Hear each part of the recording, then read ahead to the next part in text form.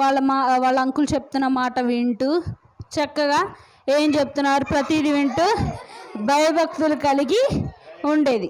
ఇది చూడాలి. ఇంకా భయభక్తులతో దేవునికి ఎప్పుడు ప్రార్థన చేసుకుంటూ ఎస్తేరు చాలా మంచిగా ఉండేది. అయితే ఒకరోజు రాజు ఉంటాడు కదా ఆ ఊళ్ళో, అహశ్వరోషు. ఆ రాజు పేరు ఏం పేరు? అహశ్వరోషు. అయితే ఈ రాజుకి రాణి ఉంది. రాణి ఏమవుతుంది? భార్య. ఏమవుతుంది? భార్య అవుతుంది.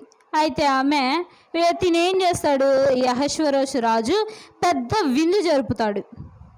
ఆ విందులో బయట నువ్వు అందరికీ కనబడాలి, నువ్వు రాణివి కదా, ఎంతైనా అందరికి కనపడాలి నువ్వు అందంగానంటే, నేను అట్లా బయటికి రాను,